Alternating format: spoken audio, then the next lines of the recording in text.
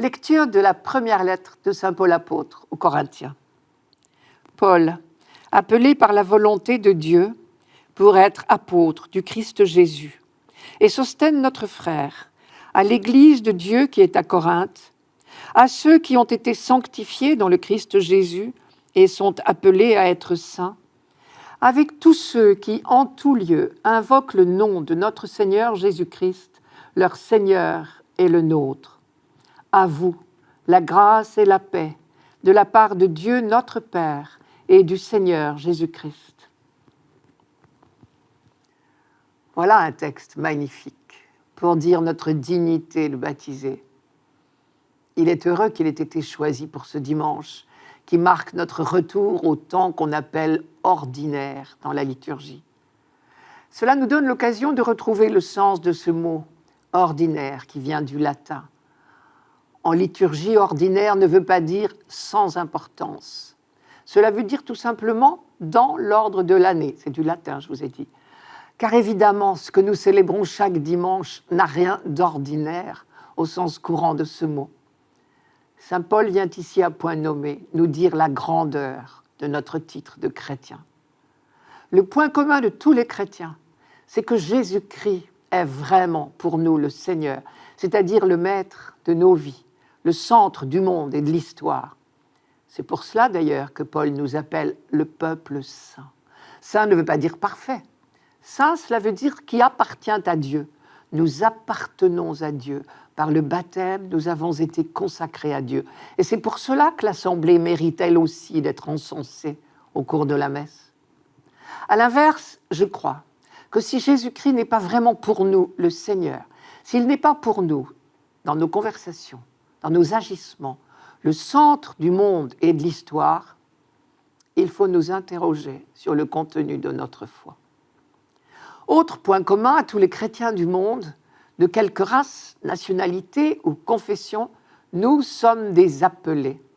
Je cite, « Appelés par la volonté de Dieu, je m'adresse à vous qui êtes à Corinthe, l'Église de Dieu. » Paul est apôtre du Christ Jésus, non par choix personnel, mais parce qu'il a été appelé à cette mission par une volonté explicite de Dieu. On sait à quel point c'est vrai. Paul n'a pas choisi cette mission d'apôtre du Christ. C'est Jésus lui-même qui l'a choisi sur le chemin de Damas. L'autorité de Paul lui vient de là. Il a été appelé. Il est en service commandé. Et il s'adresse à l'Église qui est à Corinthe. Le mot « Église », à lui tout seul, est aussi une référence à l'appel de Dieu. En grec, le mot « ecclésia » est de la même famille que le verbe « appeler », « kaléo » en grec. Et comme si le mot « ecclésia » n'était pas assez clair, Paul précise « vous les fidèles qui êtes par appel de Dieu, le peuple saint ».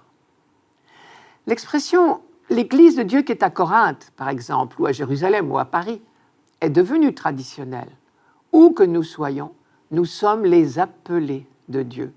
Nous aussi, nous sommes en service commandé. Nous sommes appelés à être des serviteurs, au sens que le prophète Isaïe donne à ce mot dans la première lecture de ce dimanche, pour que le salut de Dieu parvienne jusqu'aux extrémités de la terre. C'était la phrase d'Isaïe. En même temps, Paul rappelle bien le lien qui unit la communauté de Corinthe aux autres communautés chrétiennes. Je redis, je m'adresse à vous qui êtes à Corinthe, l'Église de Dieu, vous qui êtes le peuple saint, avec tous ceux qui, en tout lieu, invoquent le nom de notre Seigneur Jésus-Christ, leur Seigneur et le nôtre. Il est intéressant de noter que Paul emploie le mot « Église » tout aussi bien pour désigner une communauté locale que l'Église dans son ensemble. Chaque communauté particulière est, par appel de Dieu, pleinement témoin de l'amour universel du Père. Une Église locale ne se réduit donc pas à sa réalité géographique ou sociologique. Elle a toujours vocation à l'universel. Voilà qui devrait élargir nos prières dites universelles. Et l'étendue de la mission ne doit pas nous décourager pour autant. Ce qui nous est demandé est à notre portée. Le Seigneur ne nous demande pas des gestes extraordinaires. Il nous suffit d'être tout simplement disponibles à la volonté du Père. Vous vous rappelez les termes du psaume de ce dimanche. Tu ne voulais ni offrande ni sacrifice, tu ne demandais ni holocauste ni victime. Alors j'ai dit, voici, je viens. Nous pouvons donc faire sereinement, au jour le jour, notre petit possible et avoir le cœur en paix. Et c'est ce que nous souhaite Paul, que la grâce et la paix soient avec vous. C'est vraiment le plus beau souhait que l'on puisse s'adresser les uns aux autres en cette période de vœux de début d'année. Je remarque au passage qu'à plusieurs reprises, la liturgie eucharistique fait écho à cette phrase de Paul, en geste et en parole. Le plus marquant est évidemment le geste de paix, avec la parole qui l'accompagne. Nous reprenons la phrase de Paul chaque fois que nous transmettons à notre voisin la paix du Christ. Et chaque fois que le prêtre nous dit « Le Seigneur soit avec vous », c'est bien dans la grâce et la paix du Christ qu'il nous invite à nous laisser immerger. À l'approche de la semaine de prière pour l'unité des chrétiens, ce texte de Paul est particulièrement bienvenu. Il nous rappelle tout ce qui unit entre eux les chrétiens du monde entier, à quelque confession qu'ils appartiennent.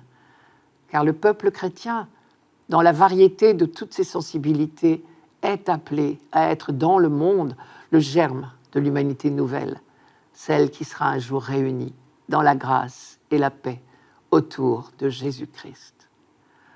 Quand viendra ce dernier jour, l'humanité tout entière ressuscitée se lèvera comme un seul homme, comme on dit. Et cet homme, il aura pour nom Jésus-Christ.